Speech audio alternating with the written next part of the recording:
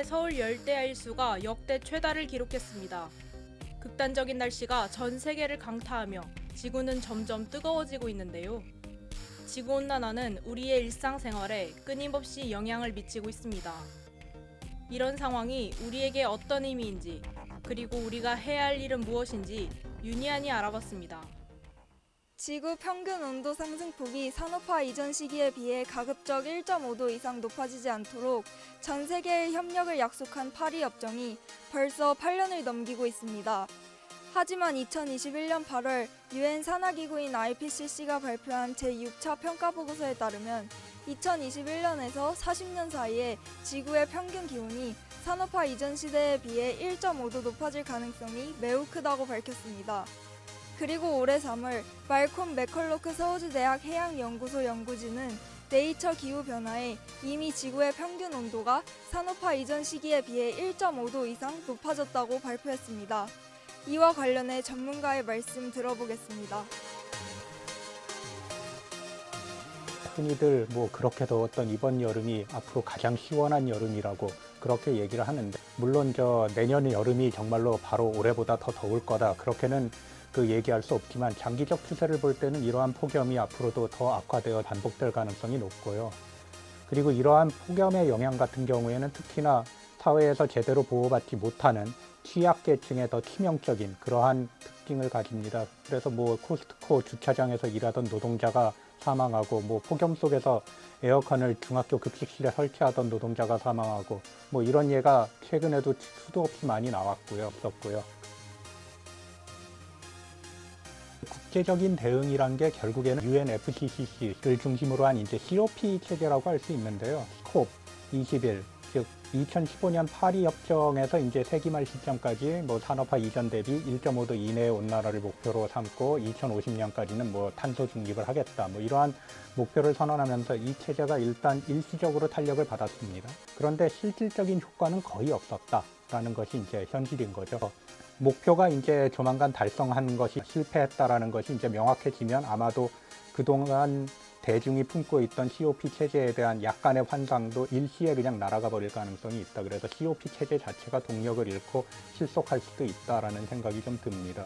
콥 체제 이후에 우리가 어떻게 이거를 대응할 것인가를 이제 별로 본격적으로 심각하게 생각을 해야 되는 시점이 아닌가, 그렇게 생각하고 있습니다. 우리나라는 2020년에 장마가 54일간 지속돼 역대 최장 장마를 기록했습니다. 2021년에는 서유럽에서 발생한 홍수가 큰 인명피해로 이어졌습니다. 또한 올여름 내내 폭염과 산불 피해가 심각했던 미국 캘리포니아주에서 8월 25일 20여 년 만에 처음으로 8월에 눈이 내렸습니다. 이와 같은 기후변화는 전 세계적으로 영향을 미치고 있습니다. 국제적인 합의인 파리협정은 이러한 기후위기에 대응하고자 세계 각국이 협력하는 중요한 약속입니다. 하지만 이 협정에 대한 다양한 의견이 존재하며 일부 국가에서는 기후정책의 경제적 부담에 대한 불만을 표출하기도 합니다. 현재 우리나라 동해안 일대에는 3척 석탄화력발전소가 지어지고 있습니다. 이에 대해 많은 환경단체는 건설 전부터 반대 의사를 펼쳤습니다. 국민 여론도 마찬가지였습니다. 국민 1,500명을 대상으로 한 한국갤럽의 설문조사 결과에 따르면 발전소 건설에 반대하는 의견이 다수였습니다. 탈석탄 정책에 대한 관심이 높아지고 있지만 정책 이행의 속도는 더디고 탈석탄법 제정이 이루어지지 않는 등 여러 과제가 남아 있습니다. 기후위기의 심각성을 체감하는 요즘, 이에 대해 다 함께 대응하도록 인도하는 지자체도 있습니다. 바로 서울 광진구의 사례입니다. 지난 8월 22일 광진구는 에너지의 날을 맞아 기후 1.5도 영화제를 개최했습니다. 영화제에서는 지구온난화의 영향으로 생태계가 겪고 있는 위기를 시사하는 영화 1도의 미래가 상영됐습니다. 이와 비슷한 기후위기 공동대응의 사례로는 서울시가 추진하는 제로 웨이스트 챌린지와 제주도의 탄소 없는 섬 프로젝트가 있습니다. 서울시는 시민들과 함께 일상 속 쓰레기를 줄이기 위한 행동을 장려하고 있으며, 제주도는 2030년까지 섬 전체에서 화석연료 사용을 중단하고 재생에너지로 전환하기 위해 노력 중입니다. 이와 같은 사례들은 기후위기에 맞서 지역사회가 함께 대응해야 한다는 점을 잘 보여줍니다. 기후위기는 우리 모두의 문제이며 각 개인과 지자체, 나아가 전 세계가 공동의 목표로 협력해야만 해결할 수 있습니다. 이와 관련해 시민들의 의견 들어보겠습니다. 딱히 큰 힘이 드는 게 아니라 사소하게 일상에서도 실천할 수 있는 것이 많기 때문에 적극적으로 참여할 의향이 있습니다.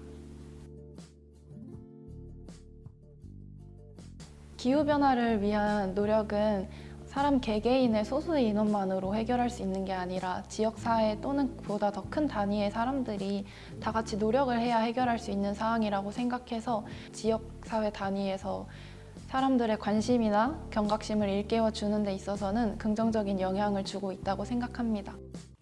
지구온난화는 나날이 심각해지고 있습니다.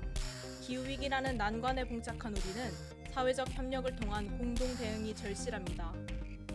정부와 기업은 지속 가능한 미래를 위한 대책을 마련해야 하며 개인들도 책임감을 느끼고 우리가 당면한 문제를 해결할 필요가 있어 보입니다. 지금까지 윤희안이었습니다.